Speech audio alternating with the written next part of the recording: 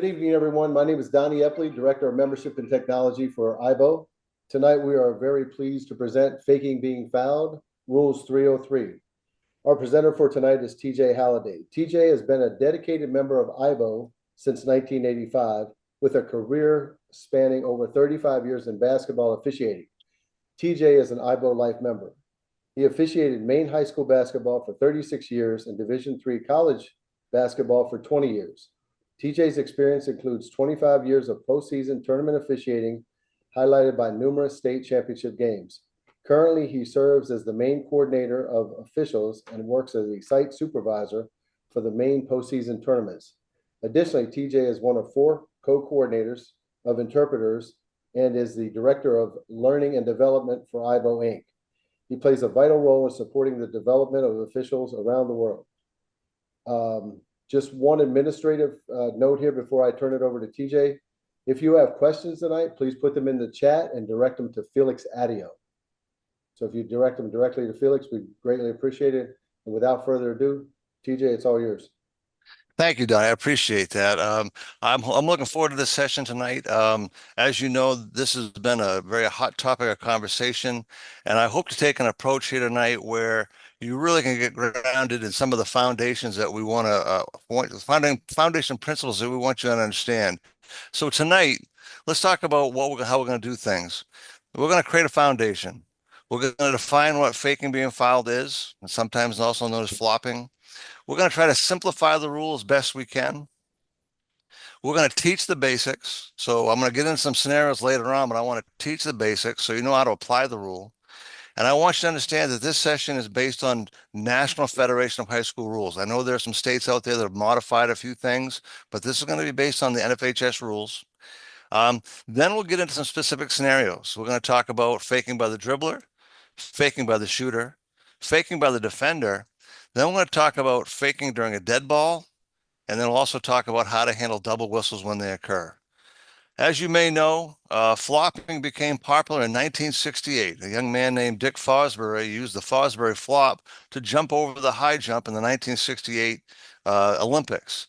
And since that time, flopping in that term has become pretty prevalent throughout athletics. We've seen it in soccer, we've seen it in football.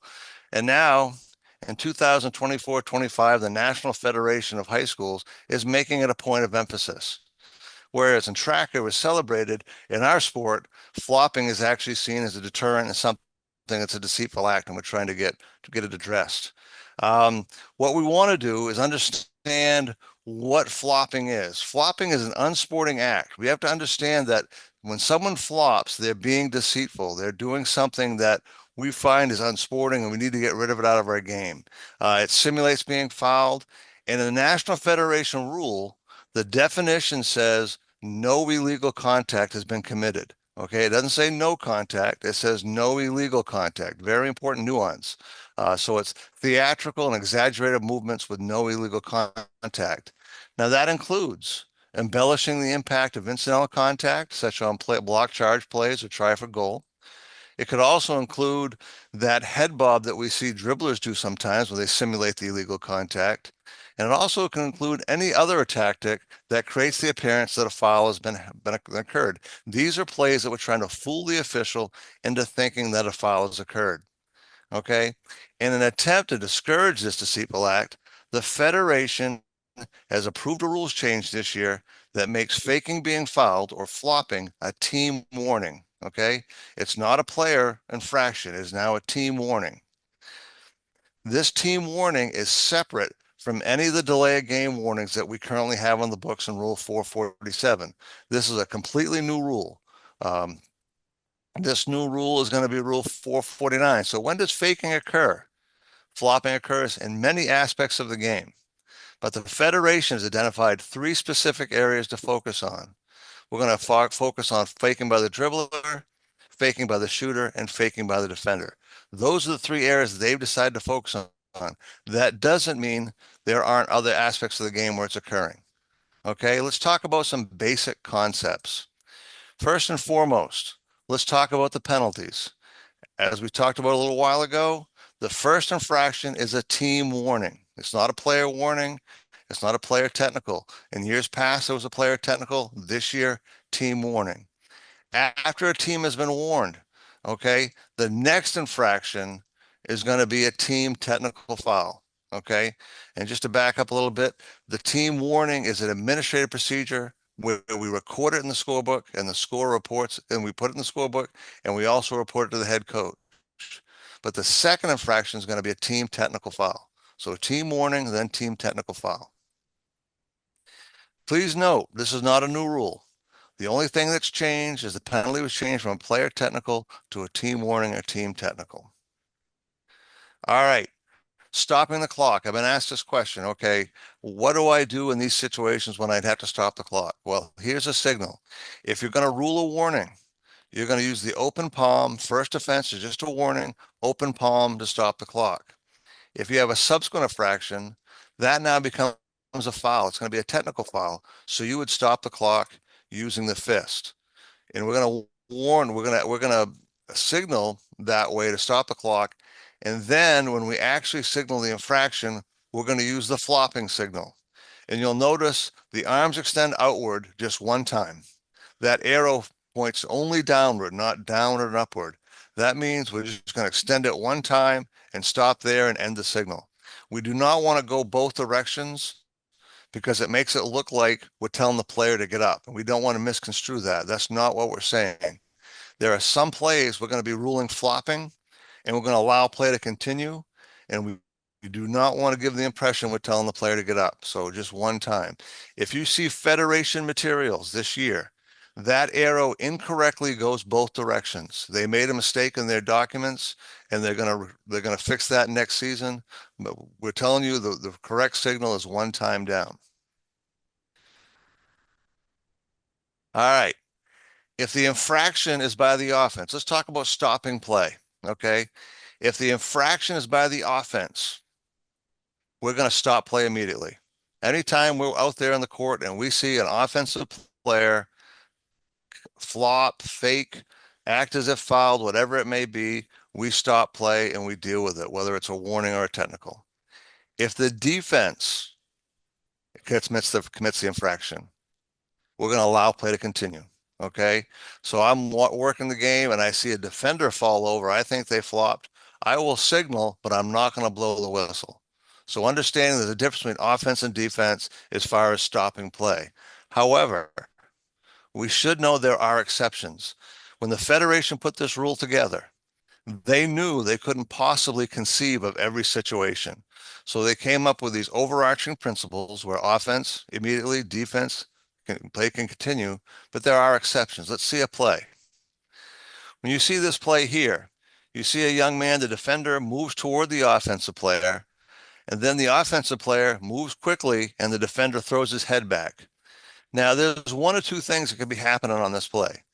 Either this player is faking being fouled or just trying to avoid a very expensive dentist appointment. Okay. This player may just be moving their head to avoid getting hit. Okay. I actually watched this game and these two young men were going at it all day long. And it's not unusual. I'm not surprised that this happened because these two players were going at this and this kid throws the elbow pretty good. So I think both players are kind of trying to send a message here. Let's, for argument's sake, say the defender is flopping on this play. Let's say we've ruled that this defender has faked being fouled. This would be one of those exceptions. Okay.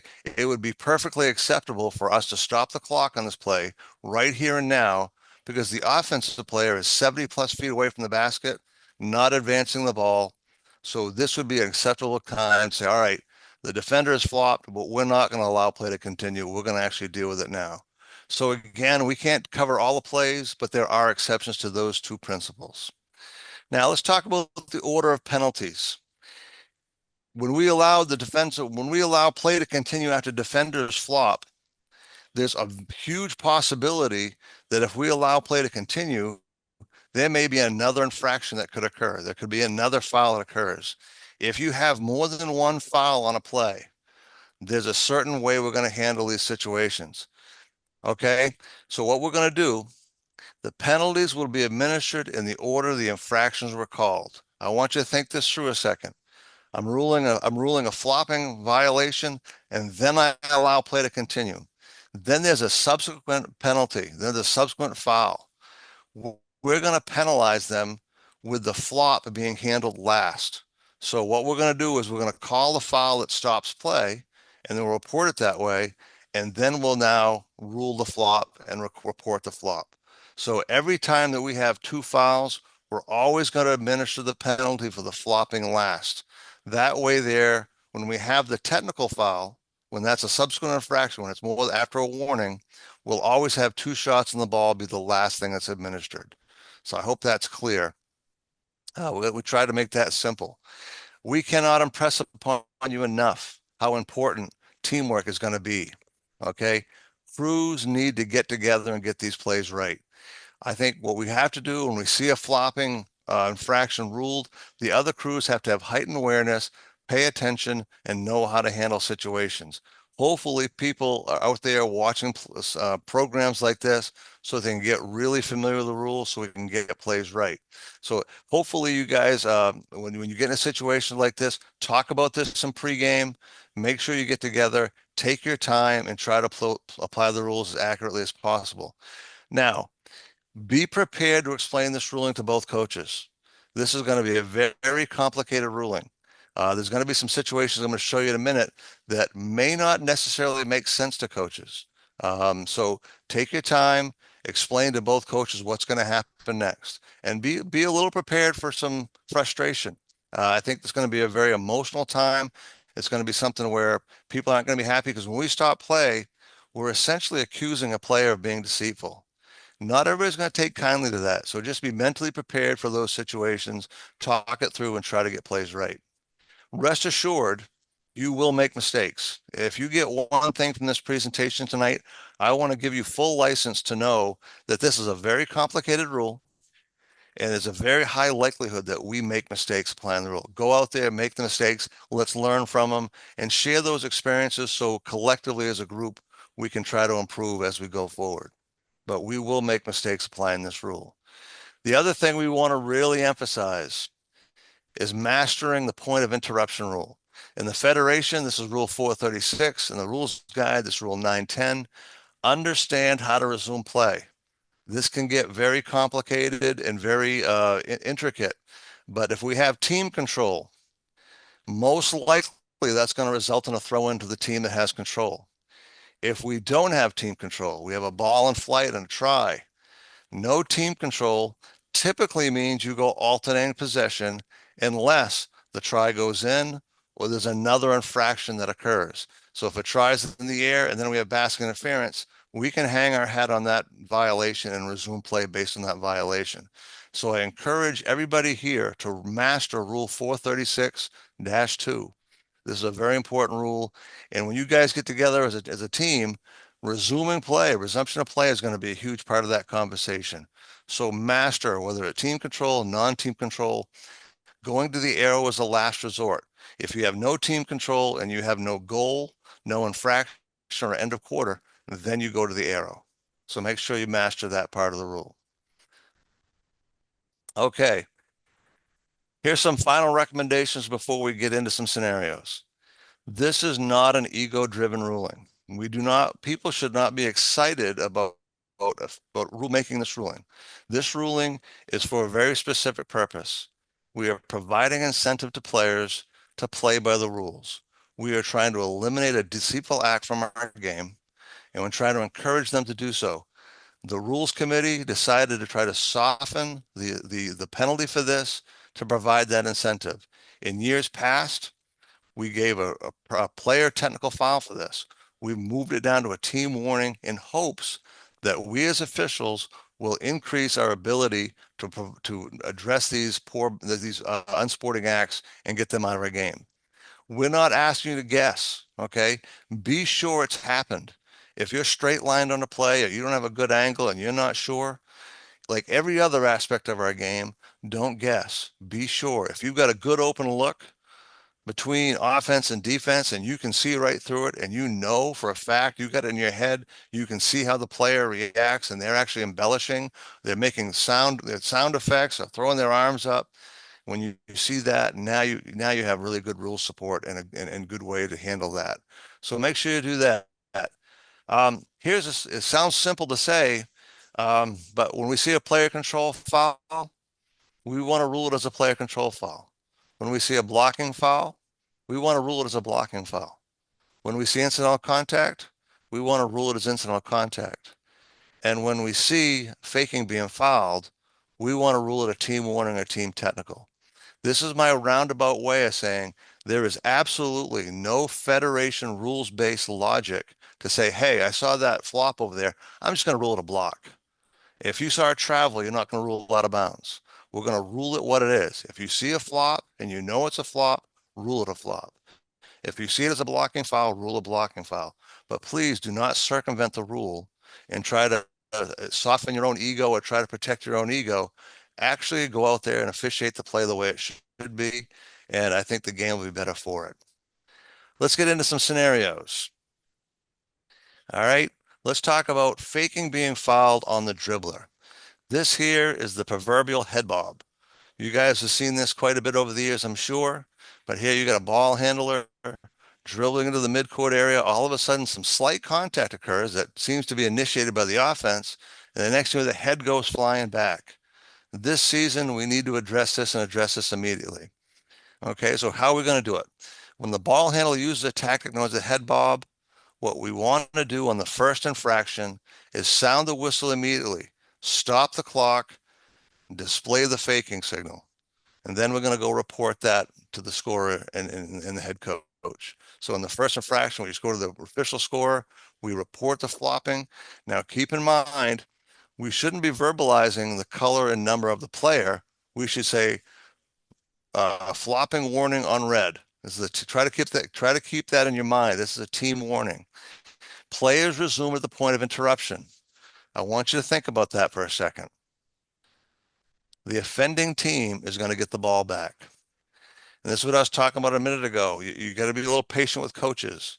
I think most people, when they think about our rule, okay, I got a new rule. If faking is going to be illegal, we're going to deal with it. I think intuitively they're going to think, well, if I see the other team fake, well, I'm going to get the ball, obviously, right? That's how the game of basketball works. If the other team travels, I get the ball. In this rule, when there's player control and team control, when you have this faking by the dribbler, we're going to award the ball back to that player or that team who committed the infraction. I have a feeling there's going to be some coaches confused by that and not that excited about it. They're probably going to look at us like we have six heads. Be prepared for it. You understand it. You know the rule. Say, coach, I get it. I understand, but this is the rule. There's player control when this infraction occurs. We're going back to the point of interruption. So be mentally prepared for that. Now, if the ball's in the front court when it happens, obviously we go one of those four spots. If the ball's in the back court, we go to the nearest spot. Just keep that in mind. Now, what makes it more fair is on the subsequent infraction. If we've already warned the team, now this makes more sense. Now we're ruling a technical foul to the team. The opponents are awarded 2 free throws and the ball to division line. I think most coaches are going to be a little happier with this infraction than they are with the warning. But I think if we get this play right and we do it right early, I think people get used to it and understand it. I have a feeling that very early in the season, people are going to get the sense of what this rule is if we get it right to start. Now, what if the head bob occurs on a drive near the basket as the player is entering the lane and just about ready to shoot? Should we wait for them to complete the play? No. We rule it immediately. That would be a great incentive for this player not to do this. If they commit that head bob just before they're getting ready to take a layup and we're blowing the whistle and canceling that play, I think that's going to be a really good incentive for them to cut that activity out of the game. So make sure you understand. Stop the play immediately. We're gonna signal if it's a first infraction. We're gonna stop. We're gonna signal. It's going to be a warning, and we'll report that to the scorer and the timer. Now, what if a defensive player commits a foul just before the dribbler demonstrates a head bob? Well, this is going to happen. You're going to see this. What we're going to do in that situation is we're going to rule a foul on the defensive player. We're always going to rule what happened first. In this scenario, the defender on the left put 2 hands on the ball handler and then the player head bobbed. You're going to ignore the head bob in that situation and charge the foul.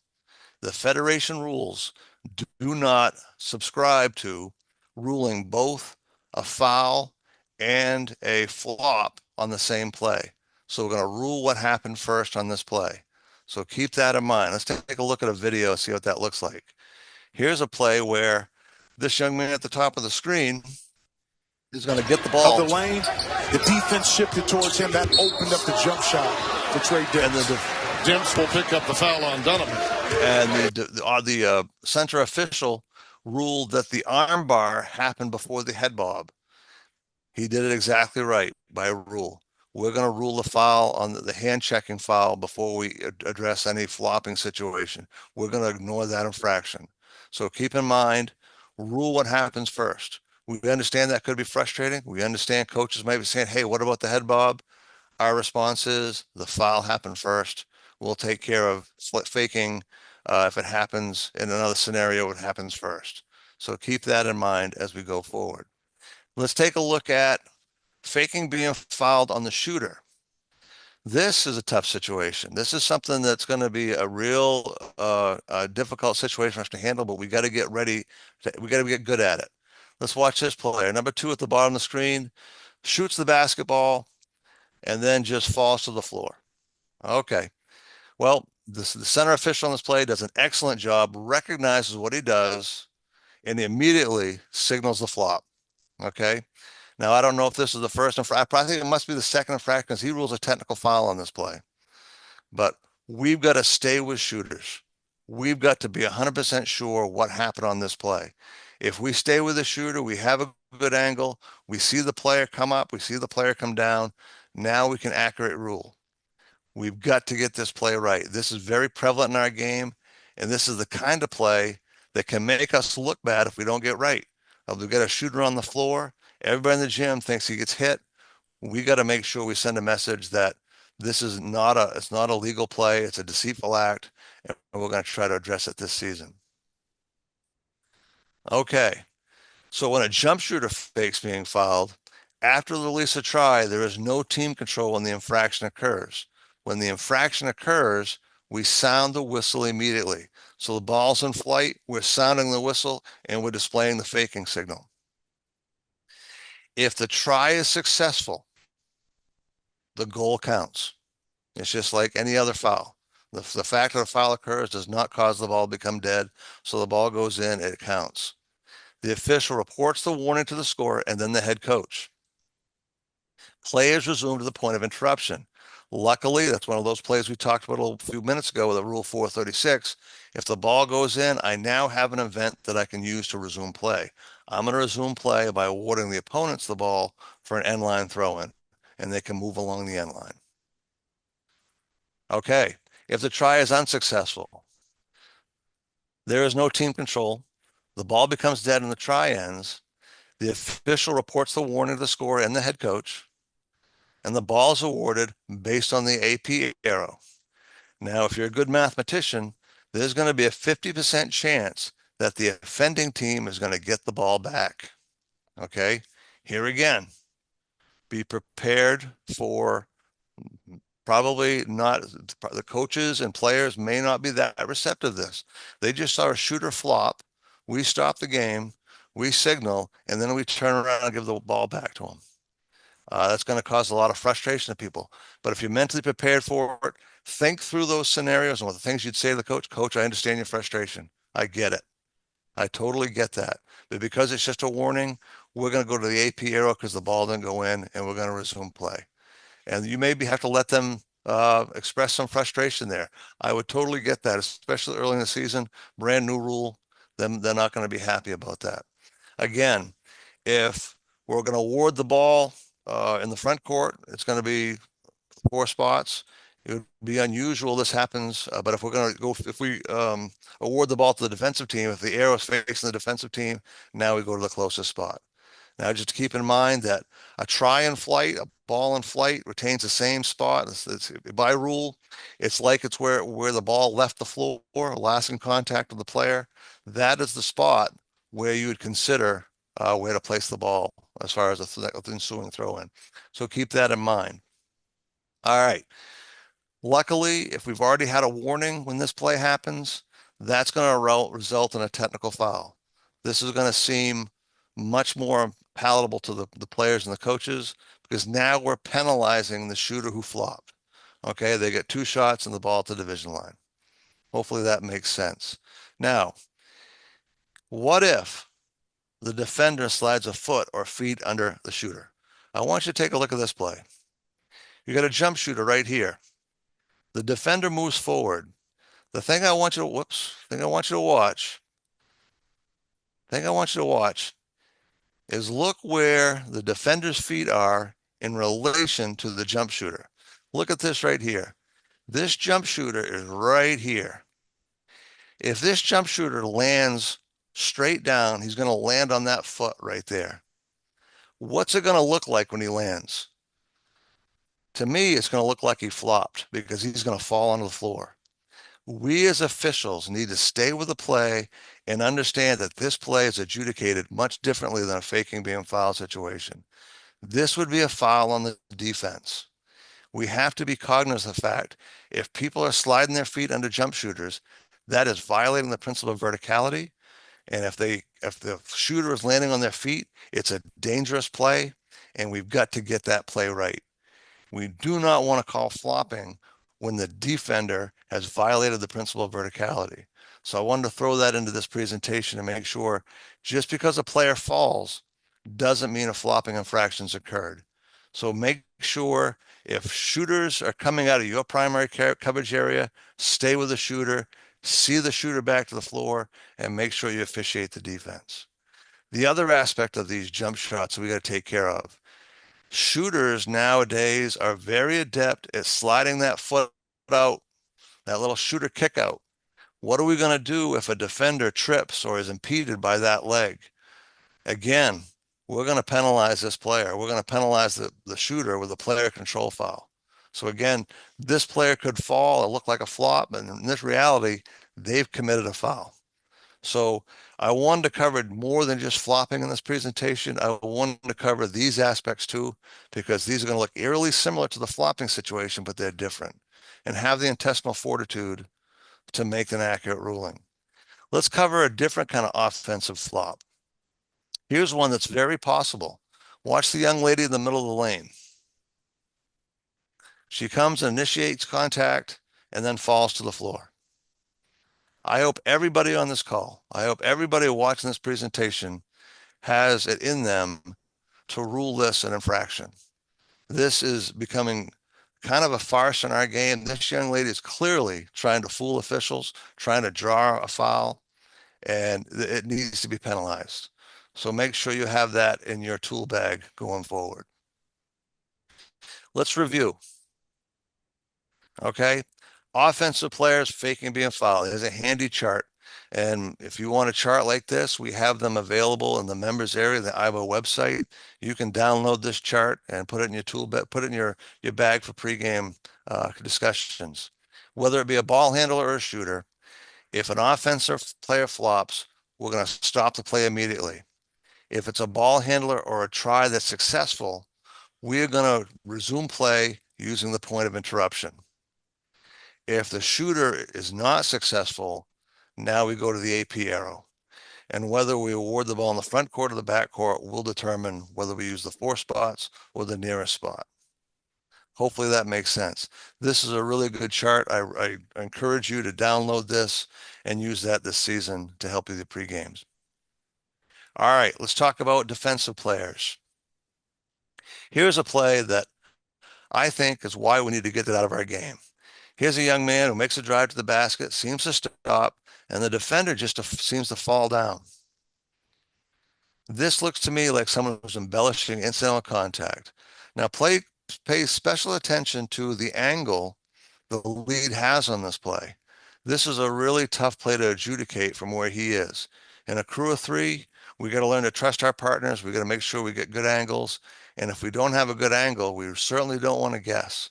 But this is the kind of play we want to get out of our game. We do not want to reward people who are faking being fouled. Let's take a look at this play. This play caused quite a debate at the national level. We'd had a lot of talk about how to adjudicate a play like this. You got a defensive player in the lane who kind of throws himself backwards, and now you have an offensive player that seems to be impaired. Okay, here you see it. You can see the foot of the shooter hits the waist of the defender. And if you watch real closely, watch how this offensive player lands. He nearly slams his head on the floor. All right, so let's talk about this play. What parameters we're going to think about in this play? This defender is doing one of two things. This defender is either flopped or they're just getting out of the way. This player, it's very plausible that this player's in the lane. He sees a player coming at a high rate of speed, and maybe he decides the last second, I don't really feel like getting hit. So how do we adjudicate the play? Well, if you're on top of the play and you think this is a flop, we're going to rule the faking being fouled, either a warning or a technical foul. If you feel that this player was merely getting out of the way, we still have a problem, because when he got out of the way, he was in an illegal position, lying flat, heading toward the floor. That contact caused the offensive player to fall to the floor. So you at least have to have a blocking foul. This year, the Federation has released a new interpretation. They put it right in the casebook that players lying on the floor are not in a legal position on the court. So if you see players in this situation and it impairs the shooter, you got to call a blocking foul. One last point on this. We have had a lot of people contact say, well, what about, can you call a blocking foul and a faking being foul in the same play? The answer is no, but there are exceptions. Okay. On a play like this, the Federation is telling us, make a decision.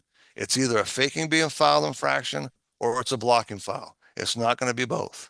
The people who initiated this rule were familiar with the college rule that happened a few years ago, and there was a lot of confusion when NCAA men tried to handle two at once. So what they're telling us is pick one or the other. If you think the player's just gone out of the way, okay, you got a block and foul. If he was flopping, you got a flop. Okay. Now, the exceptions. Let's say, for example, this player in the lane fell into the lane and there was no contact, and the player stayed in the lane. Well, we're told, okay, if we see a flopping infraction, we're not going to stop play in that situation until the offense completes the play. So if that player was in the lane and then somebody tripped over them after that, now you have no choice, because what you had was the flopping infraction. You've signaled that. We allow play to continue. Then later on a blocking foul happens. Now you could have both. So I hope that makes sense. On the same play, you either pick one or the other, but if you have a flopping infraction and then that player lying down causes a foul later on, you have rule support to do both. I hope that makes sense. All right, let's talk about this. When a defensive player fakes, when their opponents are in control of the ball, officials need to determine when to stop play so that the offensive team is not penalized. Now, for those of you who are familiar with our manual how to stop play for injuries, we know when we see an injured player, as soon as the ball is released, as soon as team control is over, we stop play. This rule is different. This rule, when you see a defensive flop, we now need to determine when's the best time to stop play so the offensive team is not penalized. Well, that may be repeated tries at the goal. We may allow play to continue and give them multiple chances. But again, if it's a first infraction, all we're going to do is withhold the whistle until the offensive team scores or until the offending team gains control. All right. The faking being foul signal should be displayed as soon as it occurs without a whistle. Okay. I see a flopping situation. I'm going to signal. I'm going to let everybody in the gym know I've got an infraction here. I allow play to continue. When play is stopped, I am now going to sound the whistle and display the signal again to remind people I've got a flopping infraction.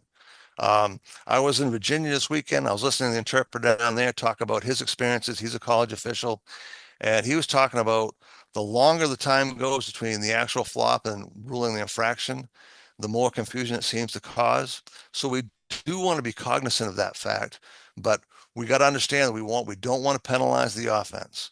Make sure we give that offense a chance to finish. Now, if it's a first infraction, again, we report the warning to the scorer and to the head coach. If a goal was scored, players resumed on the throw-in by the opponents with the privilege of moving along the end line.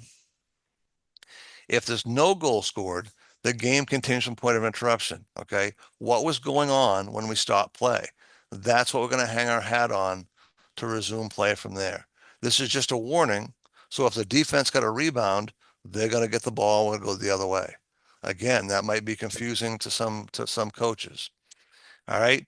Now the fun part is when we have a subsequent infraction. We've had a warning earlier in the game.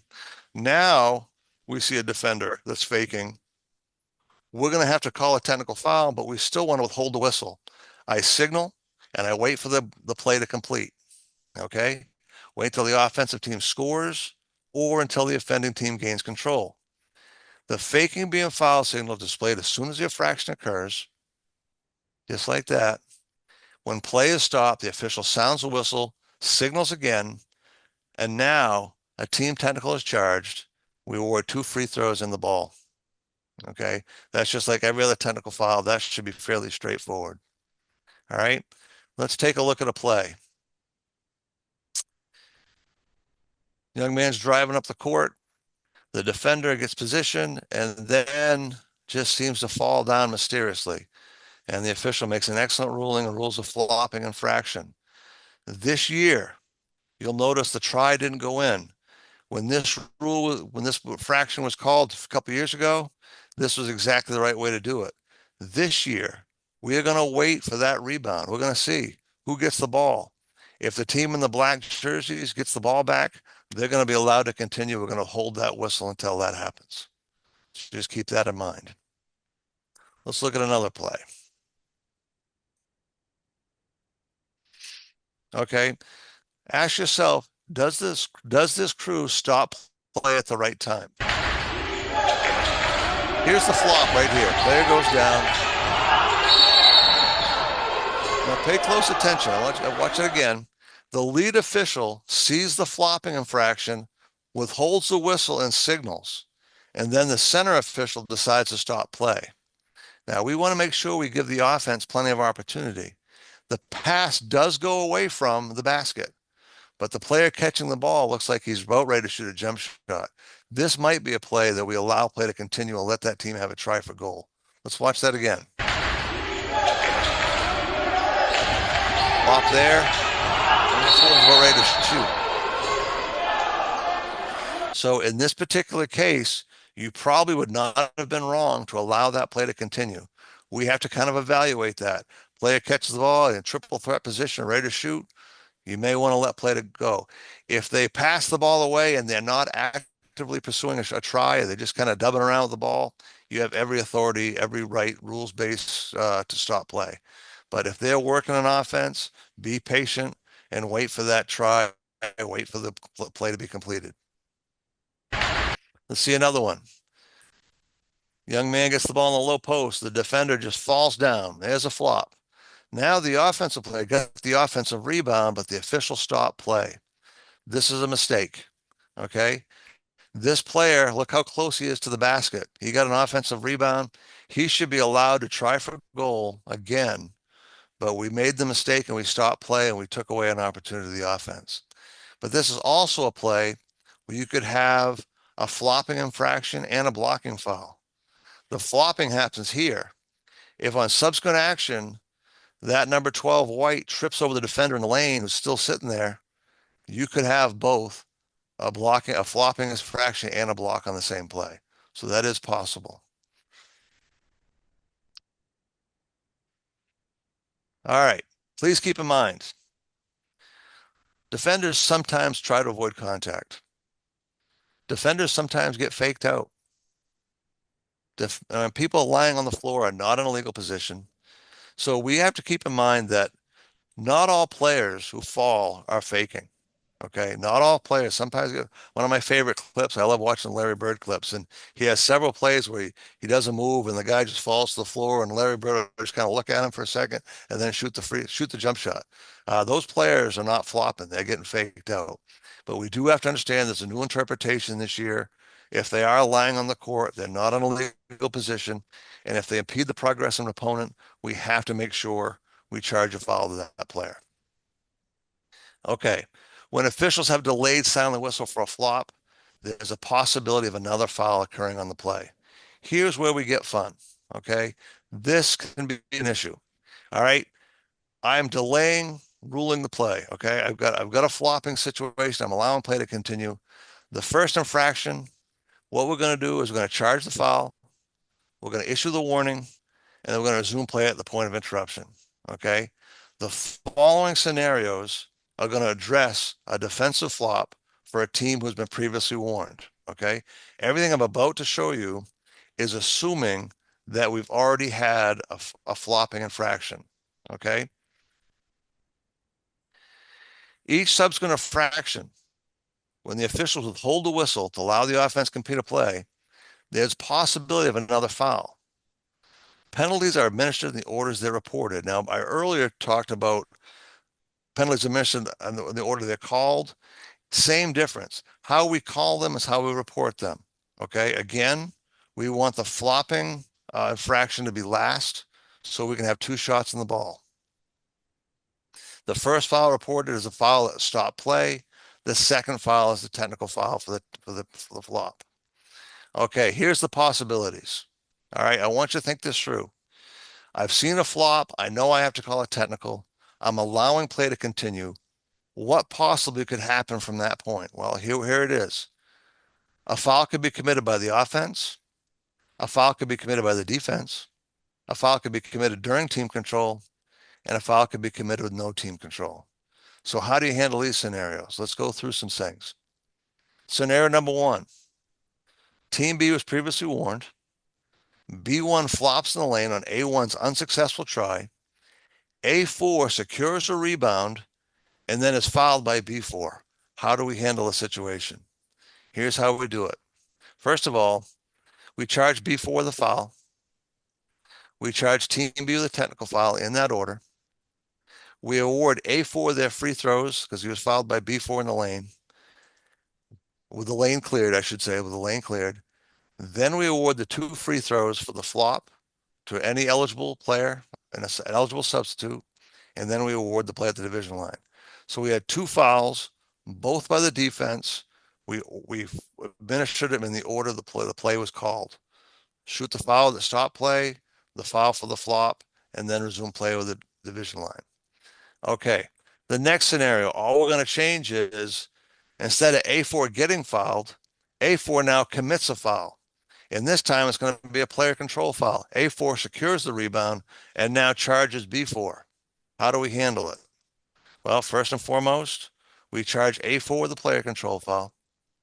We charge Team B with a technical foul. And then Team A is awarded two free throws and the ball to the division line. Okay. Hopefully that is straightforward and makes sense. Let's try scenario 3. A4 fouls B4 while the ball's in flight. Now we're going to have some fun because there's no team control here. So we have a rebound activity and the offensive team fouls the defensive team. Well, B1 flopped and now B4 got fouled. Uh-oh, what are we going to do? Here's how we're going to handle it. Well, we're going to charge A4 that personal foul on the rebound. We're going to charge Team B with a technical foul. If there's a bonus, we're going the length of the court and awarding B4 their free throws. We're going to the other end of the court, allowing B4 to shoot their free throws. And then we're coming back to Team A and awarding their two free throws in the ball for the flop. Very possible this could happen. And again, be patient with the coaches. Don't be in a hurry to administer the free throws. Explain it. Try to get people resolved and get the play resumed quickly. Scenario 4. This time, B1 flops in the lane and B4 fouls A4 with a try and flight. This one's a little easier. Okay. We charge the defender B4 the foul. We charge team B with a technical foul. We then award A4 the 2 free throws if they're in the bonus with the lane cleared. Then we award 2 shots and the 2 shots with the flop and the division line. Let's recap offensive player flopping. Defensive player flopping. Defensive player flopping. Withhold the whistle. Okay, we're going to hold the whistle, or we're going to hold the whistle until the offensive team scores, which could include repeated attempts at the basket, or until the offending team gains control. So we hope they score. If they don't score, we wait until the other team gains control. Players resume to point of interruption and the ensuing throw-ins. If you withhold the whistle and they score, the play based on that goal. If there is no score, we have the defended team getting control. We're going to award the ball based on where the ball location was. Front court or back court, 4 spots, or the nearest spot, depending if it's front court or back court. Again, those charts are on the IBO website and the members area situation. Okay, like we talked about earlier, there will be times when it's appropriate for officials to stop play immediately, even if a defensive player flops. If there's no scoring play in progress, or the flop is in the backcourt, or if the player is not actively seeking to score, you have every right to stop play at that point. Let's talk about dead ball flops. This question came up at the fall seminar, and I thought it was a great question. There are such things as dead ball flops. I've seen a couple of plays recently. When could they occur? I saw the first one before a throw-in began. Before disposal, we had kind of a play we saw a little while ago where that girl just fell down the lane. That's very possible. Anytime you've got 2 teams standing next to each other, it is always possible that someone pretends that something happened. The other one I saw was this weekend. I saw one in Virginia, the interpreter in Virginia had a play where there was a goal made, there was a layup, he got fouled, the ball goes in, he now turns to walk back up toward the lane to go to the free throw line. Next thing you know, a player just falls on the floor and tries to give the illusion that there was a dead ball push. We have to stay awake. We have to stay aware. These players are crafty. They're waiting for us to screw up, and they want to fake us into something. Just be aware of what they're capable of doing. Again, regardless of it's live ball or dead ball, we're going to apply the penalty. First offense is a warning. Second offense is a team technical foul. Apply the penalty for faking being fouled last.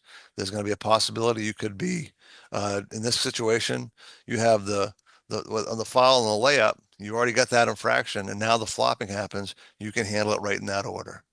So keep that in mind. Here's some other things we want to think about. What about double whistles?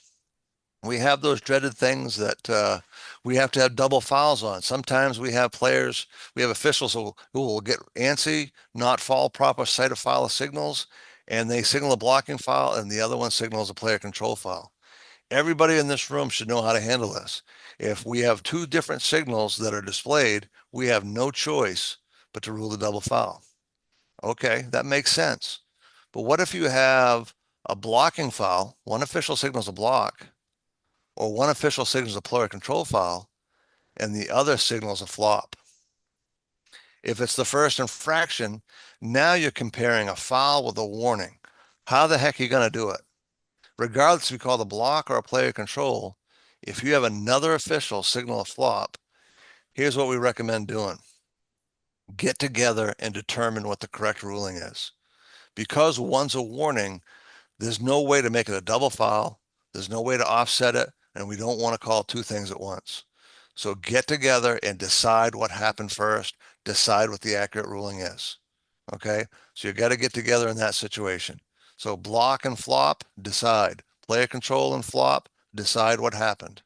Do not enforce both. If we have a official signal blocking foul and one signaling flop, and it's a subsequent infraction, now we've got a different story. Okay? What we're going to do is we're going to get together and determine which of these happens first. Okay? If you got one block and one flop, we can't penalize both at once. So what we want to do is pick one of these situations, get together and say, was it a flop or was it a block, and penalize that infraction. The next one's a different story. We got a player control foul, and a flop, now we've got a double foul. Okay. Now we have a player control foul. We have an offensive player who's committed a foul, and the other person is ruling an infraction on the defender. That's a technical foul. That would be a double foul. Okay. Hopefully that makes sense. I went through that pretty quickly. But if you have conflicting rulings and both are a foul, if the foul's on the same player, whether it be a flop or player control, you got to pick one. If you have conflicting rulings and one's on the offense and one's on the defense, like this one, you have player control and you have a flop by the defense, now you have rule support for a double foul. All right, now I'm going to head you off the pass. I know probably the number one question that I've been getting as I travel out through IBO land is this 1 in a million play. Everybody, I've seen this about 50 times. People talk about, I had a guy ask me in a clinic the other day, how do you handle a situation when team has had no previous warnings for faking being fouled? They're losing by 3 with only a few seconds left on the clock. 3-point shooter deliberately flops after releasing the try. What they're hoping for is you're going to call a flop in case the try is unsuccessful so they can get the ball back. Well, the whole point of this new rule is to eliminate deceitful acts. I would hope that our officials would not turn around in a situation like this and reward a deceitful act. So if the try is unsuccessful, ignore the infraction. And say, what rule support do you have? We really don't have much, but we're going to show you something. We're going to show you what we're going to do. I want you to look at this rule reference right here. Rule 9.2, Note 2. It's a brand new note this year. And if your rule's astute, you're going to immediately see that rule 9.2 and say, hey, isn't that a throw-in? Isn't that an infraction on throw-in?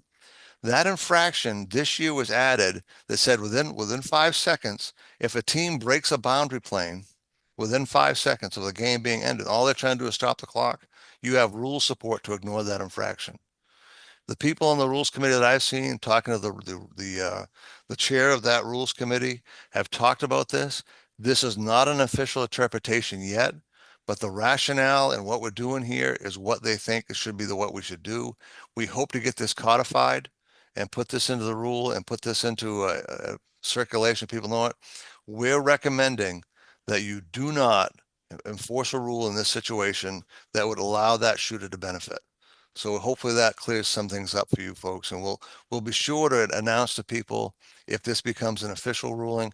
But in the meantime, we think this is a proper way to handle that position, handle that situation. All right, wrapping it up. First infraction is a team warning. Second infraction is a team technical. Infractions by the offense, stop the play immediately.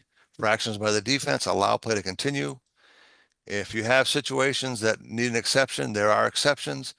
The penalties will be awarded in the order in which they were called. Make sure the faking being fouled infraction, especially if it's a technical foul, is handled last. Crews will need to work together to get this play right and master the point of interruption rule. Make sure you understand that. Ask questions, share experiences, and learn from mistakes. I will be shocked if we don't hear early in the season about mistakes applying this rule. This is an incredibly complicated rule. Forgive yourself right up front. But one thing we have to have is crews have to work together to get this play right. Make sure everybody's on the same page, talk about it in pregame, and try to support one another when these plays happen and try to resume play effectively. All right, other resources. If you're looking for more information on this topic, IBO has a terrific faking being fouled video on their website, right on the main page, right on the website. There's also this session right here has been recorded and will be on the members area of ibo.org probably by tomorrow, so you can review that again. There's also the Federation has put out new interpretations dealing with faking being fouled. They also have some errata notices. And lastly, if you want to see a really good video, there's probably like a 8-minute video on YouTube called The Physics of Flopping. Southern Methodist University did a video on this and actually did the sports science thing and showed how people flop and what flopping looks like. If you want to check that out, I think you'd be very well to do, and then you probably understand a lot about those things. All right, Felix, what do you got for questions? Well, first of all, I want to commend you because you obviously represent anticipate the play and not the call because Yeah. your 1 in a million question wiped out about 60% of the questions that I had here. You gosh darn it, I knew it was coming. And you know, it's funny. I had that come up in a clinic the other day. Someone Okay. raised his hand, asked a question. I said, "What'd you do last season? You saw that?" And I got a blank stare. Okay, so So I think everyone should be satisfied, and that was an excellent anticipation and explanation, by the way. good. The first question that had come in says, does it have to be a physical fake? What about a yell or a scream? I think that's a great question. It does not. That's embellishing. That's an attempt to be deceitful, and that most definitely could be handled. That's a great question. Okay, so now I'm going to take my time because a lot of these you answered. Okay, good. Confirming. All right, here's someone looking for confirmation. Confirming that the team technical for faking can occur if the same team received a warning for a defensive flop, then later the team fake with a head bob while on the offense. I think you Yeah. had answered that one, but Yes, the yes, fakes that's that most result. definitely. So what we're saying is it's a combination of two flopping. Yep. The second one would always be Yeah, okay. same team, no matter what they do. Right. All right, just bear with me. That question was the one you answered. 20 seconds left in the game. Someone withdrew their question I love it. I love it. because you answered it. Let's see. How do we handle a flop on the defender, but then the offense subsequently turns the ball over and the Yep. defense establishes control? Um, well, that's what's going to happen is like you got a flop on the defender. You're going to signal. I don't know if you have a warning or a technical foul there, but let's just say you have a warning. The point of interruption is that team, the defender getting the ball. That's your point of interruption. So you go report the warning on such and such, and now you award the ball to the team that gained control. Though that's one of those situations that the coach is going to be like, I don't understand. They're getting the benefit, but that's how the rule is. Okay. Yep. This is a shot clock question. Does the shot clock reset after the team warning? I don't know the answer to that question. If anybody's on the line that can help me with that, I do not know the answer to the shot clock. I don't believe it would on a team warning, but we'll make sure we get 100% right on that. If Dan is on or somebody else that does shot clock, please let me know. Okay. Julie, if Dan's on, make sure he's unmuted. One of the best clinics yet. TJ is a hell of a clinician. I don't know if that was from your wife or Yeah, some. probably. Okay. Let's see. One more question. All right. How about this scenario, which may occur? We're saying that there's a fake being fouled, and it's the second one, so it's going to result in a technical foul. Okay. And then, of course, there's a objection by the individual that you called it on, Okay. who now obtains a technical foul. Yep. So we're going in just to go through that scenario. That Yeah. one came up. So now I've talked a lot about making mistakes. And my biggest fear is the mistake we're going to make is charging the flopping to the player. In this scenario, I can see an official saying, "Oh, that guy's gone. He's ejected. That's the second time." In reality, the faking being fouled is going to be a team technical to that team. The one where he objects and if he's acting in an unsporting manner, that's going to be a player technical. That'll be toward the player. So it's one team, one player. That team will be awarded 4 free throws and the ball to division line. Okay. Very good. Dan Shepardson wants to know if he can comment. Dan? He should be unmuted. Okay. Oh, just a second. He's not anymore. Hang on a second. Just for those who don't know, Dan Shepardson is an IBO co-coordinator, and he is on the National Federation Rules Committee, and he is the sponsor of this rule. So he's the one who put this rule into place. So yeah, thanks, TJ. Couple of comments working backwards. Shot clock. again, every state has the right to make a decision what they want to do as far as shot clock, but in their normal routines, if the offensive team is retaining the ball, no, the shot clock's not going to reset. And if the defensive team is obtaining the ball, then obviously they'd have a full reset to 35. Very good.